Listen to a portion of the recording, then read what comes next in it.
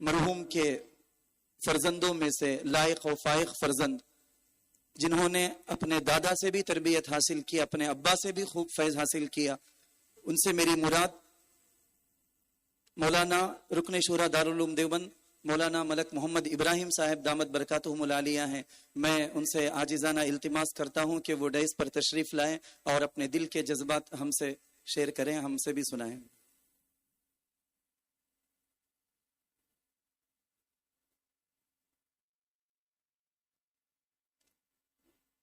السلام علیکم ورحمۃ اللہ وبرکاتہ۔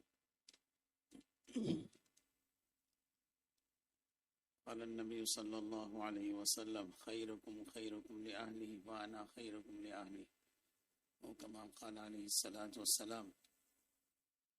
معزز علماء کرام، معزز اہل سنت لبابین جماعت و اراکین جماعت اور برادران وطن، الحمدللہ بات بہت تفصیل سے آ گئی، اللہ کا شکر ہے۔ میں معذرت کر رہا تھا، مجھے کچھ کہنا نہیں ہے، مگر متولی صاحب نے کچھ اصرار کیا تو میں کھڑا ہو گیا۔ میں کچھ باتیں خارجی باتیں آپ نے سنی والد صاحب مرحوم رحمہ اللہ سے متعلق، میں کچھ گھریلو باتیں لکھ کر لایا تھا، اگر موقع ملا تو کچھ کہوں گا، مگر اب وقت اتنا نہیں ہے کہ آپ بھی بہت دیر سے تھکے ہوئے ہیں۔ اب مجھے ان باتوں کی طرف میں توجہ کسی وقت انشاءاللہ کسی جگہ ضرور تفصیل سے بتاؤں گا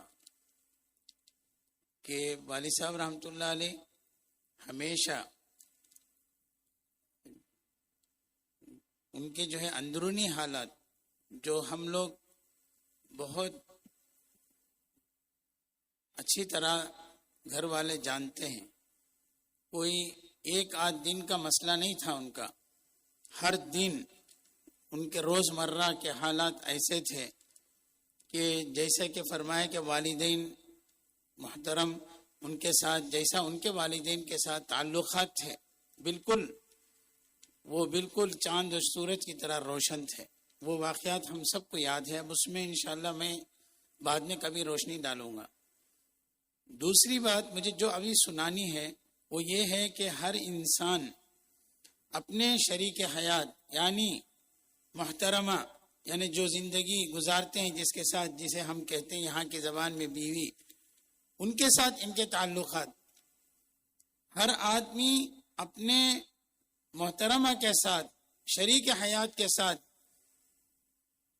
اس طرح زندگی گزارے جس کی طرف حدیث میں اشارہ کیا گیا ہے کہ نبی کریم صلی اللہ علیہ وسلم نے فرمایا کہ بہتر وہ ہے جو اپنے گھر والوں میں بہتر ہو۔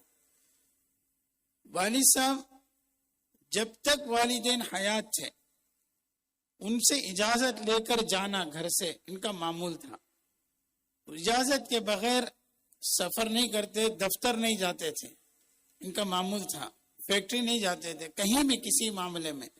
والدین کے انتقال کے بعد والد صاحب کا معمول تھا گھر میں، چونکہ آج یہ تہذیب اور کلچر اور یہ جو اصل باریکی چیز ہے جس کی وجہ سے ہمارے معاشرے میں دن بدن خرابی اور میاں بیوی کے درمیان دوری ہوتی جا رہی ہے، اصل میں اس بات کو بتانا چاہتا ہوں۔ لوگ تو کہتے ہیں کہ اتنے بڑے ہیں، ایسے بڑے ہیں، یہاں تک ہیں، ان کے تعلقات پرائم منسٹر، سی ایم وغیرہ سے ہیں، مگر ان کے گھریلو حالات، اپنی نجی زندگی، والدہ کو جب تک اجازت نہیں دیتے والدہ اس وقت تک گھر سے نہیں نکلتے تھے۔ چاہے والدہ کچن میں ہو، وہاں جا کر اجازت لے کر گھر جاتے تھے، کیا میں جاؤں کیا کمپنی، اجازت ہے کیا گھر میں؟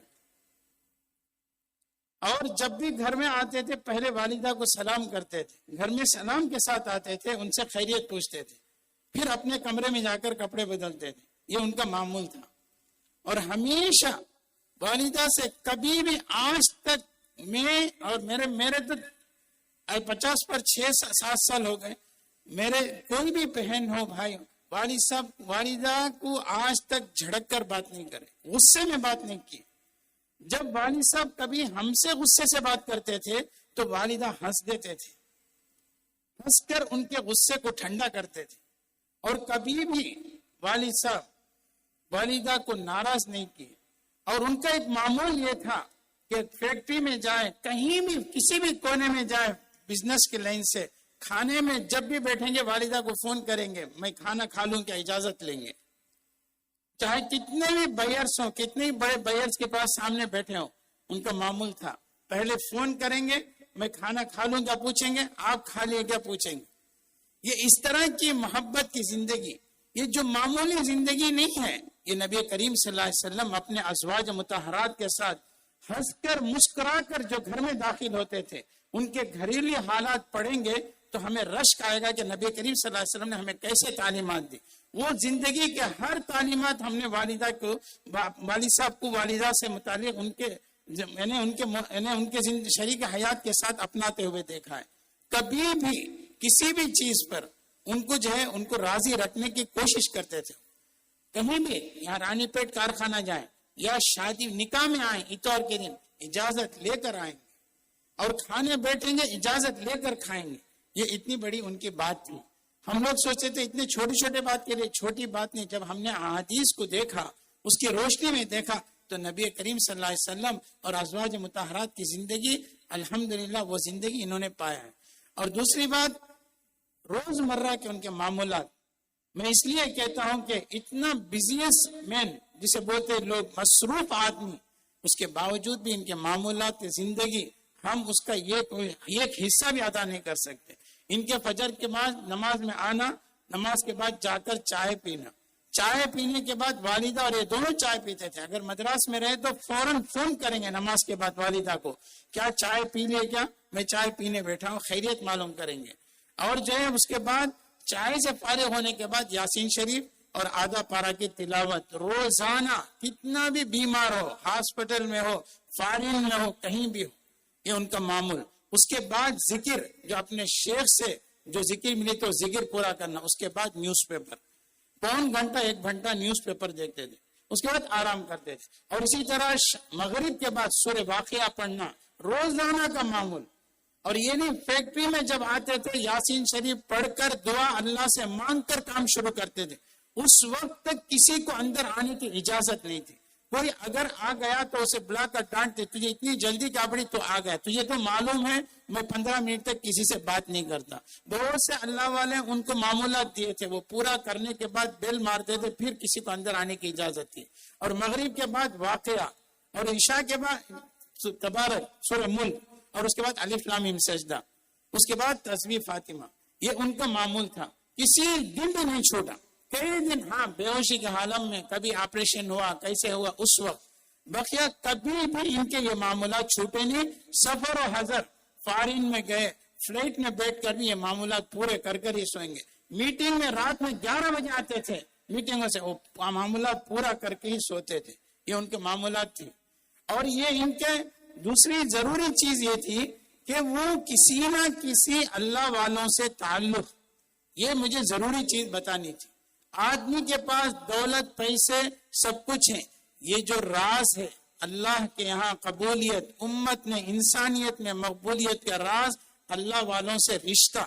یہ جو رشتہ تھا, اس رشتے کی برکت نے ان کو دین اور دنیا دونوں سے نوازا, اور جو ہے دونوں جہاں کی کامیابی نصیب فرمائے. کسی سے نہیں ڈرتے تھے. ہمارے فریدہ رفیع صاحب بہت کچھ بتائے, چاہے منسٹر ہو, چاہے پی ایم منسٹر ہو, چاہے کوئی بھی جو ہے ایم ایل اے, اسے بھی فوراً ڈانٹ دیتے تھے اگر ناحق بات کرتا تھا. یہ جرأت تھی, کسی کو ان کے سامنے زبان نہیں کھولتے تھے. تو وہ ان کے راز اللہ والوں سے تعلق.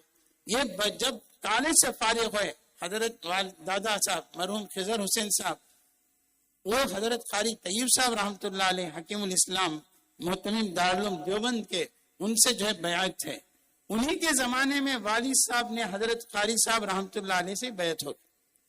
الحمدللہ قاری طیب صاحب رحمۃ اللہ علیہ مکمل ان سے بیعت والد صاحب تھے. اور یہاں تک کہ ایک مرتبہ ایک واقعہ سنایا انہوں نے. اچھا, ایک والد صاحب کی خصوصیت یہ تھی, کبھی بھی آج تک گھر میں بیٹھ کر میں ان کو یہ مدد کیا, میں ان کو یہ کیا, یہ مدرسے کو یہ کیا, میں یہ دین کا کام کیا, کبھی بھی نہیں بولتے تھے. کوئی بولتا نہیں تھا ان کے سامنے تو بات کو پلٹا کر چھوڑ دیتے تھے. کبھی بھی اسے پسند نہیں کرتے تھے کہ کوئی اس بات کے تذکرہ بھی ہو. ایک مرتبہ اتفاق سے بزرگوں کی بات آئی تو بولے کہ میں حضرت قاری طیب صاحب رحمۃ اللہ علیہ کے ساتھ حج کیا. تم نے معلوم کیا بیٹا؟ پوچھا. مجھے معلوم نہیں با. تو بولے واقعہ سنا ہے. یہ ایک مرتبہ تجارتی غرض سے لندن گئے تھے. لندن، اٹالی، یورپ کا سفر تھا. تو جب حضرت والی یہاں دادا با کو، یہ 1974 کا واقعہ ہے، جب دادا با کو معلوم ہوا مرحوم دادا با کو کہ حضرت قاری طیب صاحب رحمۃ اللہ علیہ حج میں گئے ہیں، تو انہوں نے والد صاحب کو لندن فون کیا کہ حضرت حج میں گئے، تم وہیں سے حج میں چلے جاؤ. تو وہیں سے یہاں تک کہ والد صاحب کہتے ہیں میرے پاس کپڑے نہیں تھے بیٹا، میرے پاس وہ جو اس وقت ٹی شرٹ وغیرہ پہنتے تھے، سوٹ بوٹ میں رہتے تھے، میرے پاس کپڑے بھی نہیں تھے، احرام کا بھی کپڑا نہیں تھا. میں یہ سارے سوٹ بوٹ کو سب اٹھا کے پھینک دیا وہاں لندن میں. اس کے بعد وہاں سے احرام کا کپڑا خریدا اور وہاں سے کچھ سلیقے کے جو خمیش خریدے میں نے، وہاں سے سیدھا حج میں چلے گئے. پورا حج حضرت قاری صاحب رحمۃ اللہ علیہ کے ساتھ رہ کر گھر واپس آئے. 40 دن ساتھ میں رہے. ایک والد صاحب کا ایک فون ہم ہوتے تو فوراً ہم لوگ جو ہیلا حوالہ بنا دیتے. ہمارے ایمان کا مگر 1974 میں ان کا بزنس کے ساتھ کوئی کتنی دین سے بھی دور تھے، مگر جب والد صاحب کا حکم آ گیا کہ حضرت قاری صاحب حج میں گئے، تم بھی حج کر کے آؤ، وہیں سے چلے گئے.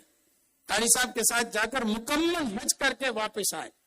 تو یہ والد صاحب کے اللہ والوں کے ساتھ تعلق حضرت قاری طیب صاحب رحمۃ اللہ علیہ کے وفات کے بعد چند سال تک بیچ میں خلا رہا. اس کے بعد الحمدللہ حضرت فقیہ الامت مرشد حضرت شیخ محمود حسن صاحب گنگوئی رحمۃ اللہ علیہ مفتی اعظم الحمدللہ یہاں مدراس آئے 91 میں. تو الحمدللہ والد صاحب 94 میں اعتکاف ہوا. اس سے پہلے علاج کے لیے آئے تھے حضرت. 2-3 سال الحمدللہ 2 مہینہ گھر میں قیام کیے تو حضرت مفتی صاحب رحمۃ اللہ علیہ سے بیعت ہو گئے. اس کے بعد حضرت مفتی صاحب رحمۃ اللہ علیہ کے وفات کے بعد فوراً حضرت قاری امیر حسن صاحب نور اللہ منقدہ سے بیعت ہو گئے. اس کے بعد حضرت ان کے انتقال کے بعد حضرت شیخ مولانا ابراہیم صاحب پانڈو دامت برکاتہم سے بیعت ہو گئے. کبھی بھی اپنے آپ کو خالی نہیں رکھا، اپنے دامن کو اللہ والوں سے جوڑ کر رکھا. حالانکہ سب کچھ تھا ان کے پاس، ساری دولتیں تھی، سب کچھ تھے، پوری عزت تھی، سب کچھ ان کے پاس تھی، قوت تھی، طاقت تھی، پورے معاشرے میں ان کو جو ہے شان و شوکت تھی.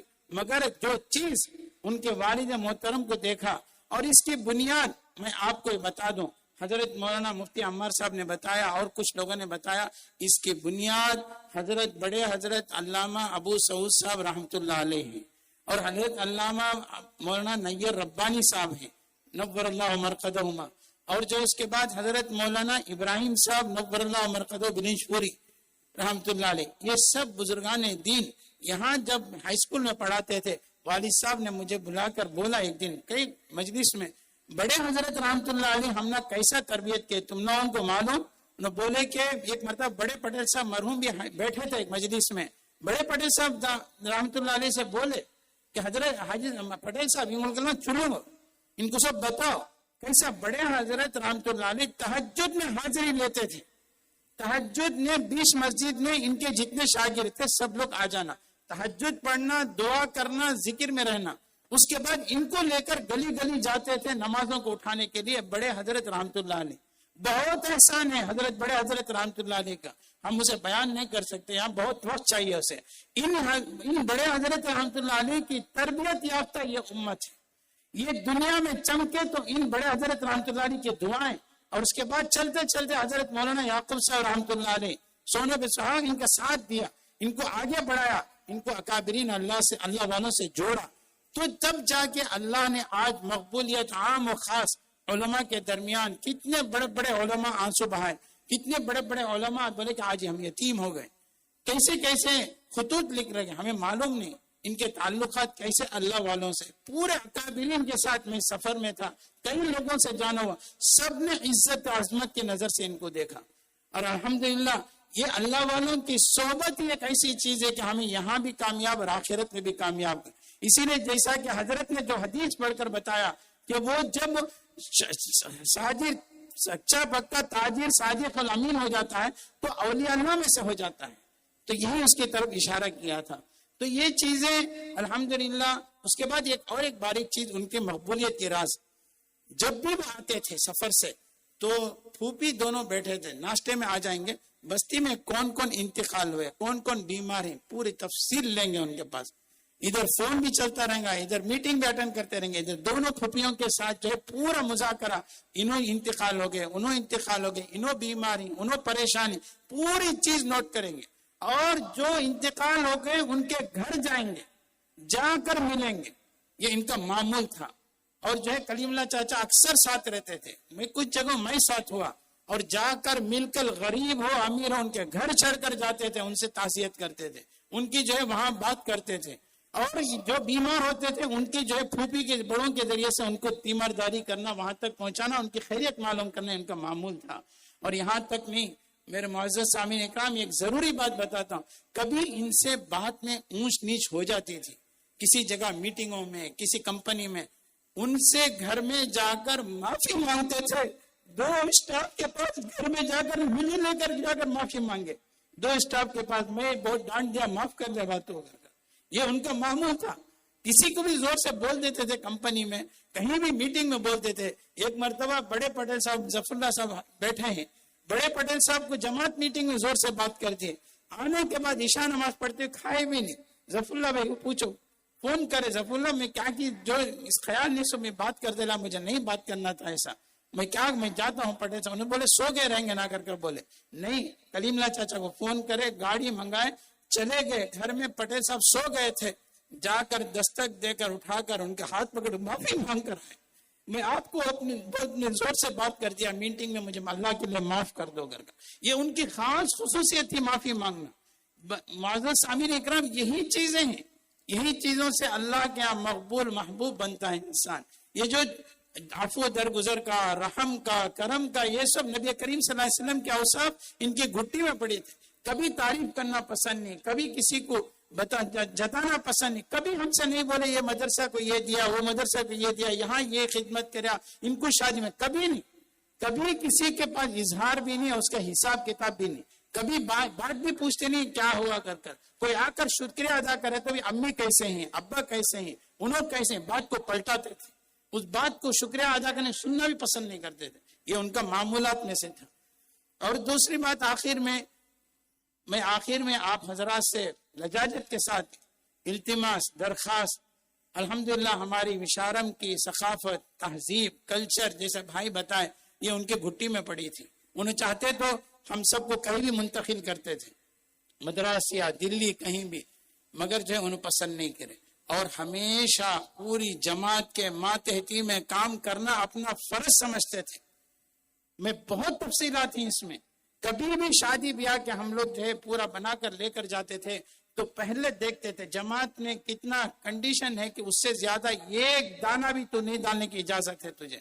کبھی ان کو شک آتا تھا تو بڑے پرچے صاحب کو فون کرتے تھے, یہ کتنا تم نے کلو جماعت سے طے ہے کھانے کا, پورا پوچھتے تھے. پھر بولتے ٹھیک ہے. ٹھیک کرنے کے بعد ہم لوگ جو ہے کام کو آگے بڑھاتے تھے.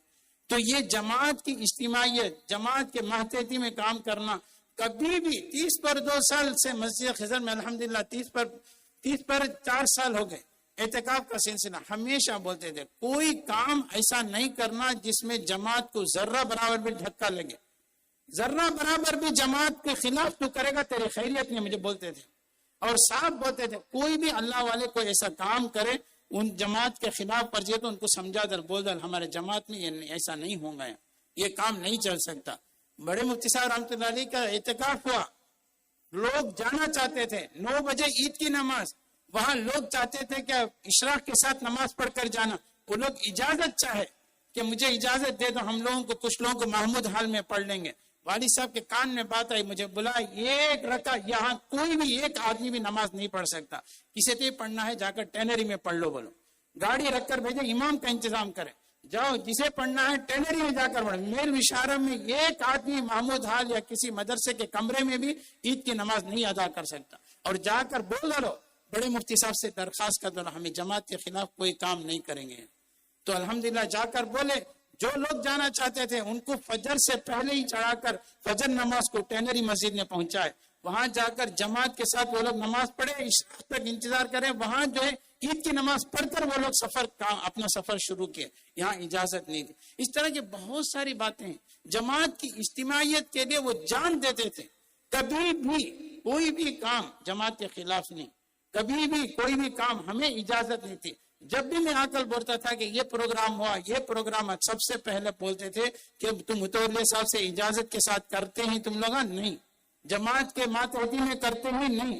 اگر نہیں کرتے ہیں تو میں نہیں سننا چاہتا، تو چلے جاؤ اٹھ کر یہاں سے. یہ ان کا معمول تھا. اس طرح کے بہت ساری باتیں اجتماعیت کے لیے، جماعت کے لیے بہت مرتے تھے. یہ ہماری بستی کو آج ہم سے بڑے رخصت ہو گئے، یہی پیغام دے کر گئے کہ ہماری پوری بستی اجتماعیت کے ساتھ جماعت کے ماتحتی میں ہم نوجوانوں کو، ہم بڑوں کو، بچوں کو ہم یہی تربیت کریں جیسا ہمارے بڑوں نے ہمیں سکھایا ہے. اس کے خلاف ہم اگر جائیں گے، اگر ہم ٹوٹتے پھوٹتے چلے جائیں گے، یہ جو شیرازہ بکھرتا چلے جائے گا، تسبیح کے دانے کی طرح ہم ٹوٹتے ہوئے چلے جائیں گے. ہم یہاں بھی ذلیل و خوار، وہاں بھی ذلیل و خوار. اس لیے بڑوں نے ہمیں جو تعلیمات دی، بڑوں نے جو ہمیں جو قوت دی، طاقت دی، جو اجتماعیت اور جماعت کے تحتی میں کامات ہوتی ہیں کام کرنے کے، ہم اسے اپنا کر انشاءاللہ زندگی گزاریں گے. اللہ ہم ان بڑوں کے ساتھ کل جنت میں ملیں گے تو وہ بھی ہمیں خوشی خوشی سینے سے لگائیں گے، ہمارے پیشانی کو چومیں گے اور حق ادا کر کے آیا یہ جو ہے ہمیں جملہ ادا کریں گے. ورنہ وہ بھی چہرہ پہن لیں گے اور ان کے بڑے سب ہمارے سے روح گردانی کر لیں گے. اس لیے میری درخواست ہے، ہم جماعت کو جتنا مستحکم ہونا ہے، جیسا کرنا ہے، اس کے ہم جو جان توڑ ہم اس کے لیے محنت کر کر آگے آ گئے اور ہم اجتماعیت کے ساتھ کام کریں گے. آخر میں ایک ہی بات، جناب فریدہ رفیع صاحب چلے گئے، گھر میں 2-3 مرتبہ آئے تعزیت کے لیے. انہوں نے ایک عجیب جملہ بولے، بہت روئے انہوں. روتے روتے بولے، میں تم لوگ کیا سمجھتے نہیں معلوم ہاشم کو، میں سمجھتا ہوں کہ ہمارے سر سے چھتری اڑ گئے. چھتری اڑنے کا مطلب چھت چلا گیا، اپنے آپ کو یتیم محسوس کرنے. کون بول رہا ہے؟ غریب بول سکتا ہے، مگر ایک مالدار جس کی کمپنی فیکٹری 15-16 ہزار 20 ہزار ورکر ہیں، وہ اگر اس طرح کی باتیں کرتا ہے تو معمولی بات نہیں ہے. ویسے انسان الحمدللہ ہر ایک اپنے آپ کو یتیم محسوس کرتا ہے. اللہ ان کی قبروں کو نور سے منور فرمائے، جنت الفردوس میں اعلیٰ مقام عطا فرمائے. میں آخر میں جب وصال ہوا، حضرت مولانا ابراہیم صاحب دامت برکاتہم، محمد فیوزم شیخ محترم کو میں نے فون کیا. پہلے تو وائس میسج بھیجا، اس کے بعد مغرب کے بعد فون آیا تو انہوں نے کہا تسلی کے لیے، انہوں نے بات کرتے تھے، کہا بیٹا مسئلہ ان کا نہیں ہے، مسئلہ ہمارا ہے. انہوں نے تو بہت کار خیر کر کے چلے گئے، انہیں تو جنت ہی ان کا جو ہے ٹھکانہ ہے، مگر مسئلہ ہمارا ہے. مسئلہ ہمارا کیا ہے؟ ہم ان کے کاموں کی، ان کی سوچ کی، ان کے جو ہے نقش قدم کی، ہم ان کے جو ارادے عزائم تھے اس کی حفاظت کریں گے، اس کی جو ہے پیروکاری کریں گے، اس کی جو ہے ہم استقامت کے ساتھ آگے بڑھیں گے تو ہم جو ہے ان کا حق ادا کرنے والے ہوں گے. ورنہ ہمارے سے بڑا ظالم کوئی نہیں ہو. یہ عجیب نصیحت تھی حضرت کی. مسئلہ ان کا نہیں ہے، مسئلہ ہمارا ہے. حضرت اپنے آپ کو شامل کیے. مسئلہ انہیں بتانا چاہتا ہے پورے اہل خانہ کو، پورے بستی والوں کو، پورے ان سے محبت رکھنے والوں کو، مسئلہ ان کا نہیں ہمارا ہے. مسئلہ اس لیے جو ہے ہم لوگ، انہوں نے جو کام کر کے گئے اس کام کو، مشن کو آگے بڑھانا ہے.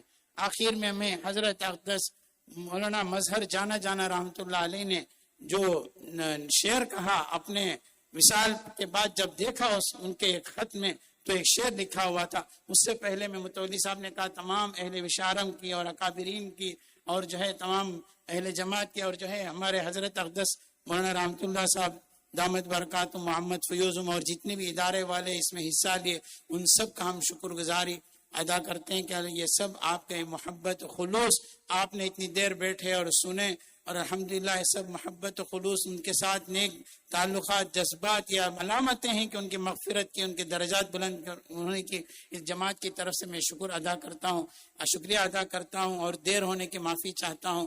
اللہ آپ حضرات کو بہترین جزا عطا فرمائے، ہمارے اس مجلس کو ذخیرہ آخرت ذریعہ نجات بنائے. ان کے حق میں بھی، ہمارے حق میں بھی، پورے بستی والے کے حق میں، امت مسلمہ کے حق میں، سب کے حق میں ذخیرہ آخرت ذریعہ نجات بنائے. اللہ تعالیٰ دارین کی سعادتوں سے نوازے. حضرت مظہر جانا رحمت اللہ علیہ نے فرمایا، یہ چھوٹا سا شعر ہے مگر بہت عجیب شعر ہے. لوگ کہتے ہیں مظہر مر گیا. مظہر یعنی مظہر جانا رحمت اللہ علیہ اپنے آپ کو لکھتے ہیں، وہ خط میں لکھا ہوا تھا. لوگ کہتے ہیں مظہر مر گیا، در حقیقت مظہر گھر گیا، یعنی اپنے آپ کو مطلب وہ جنت گیا. صدق اللہ العظیم. آخر دعوانا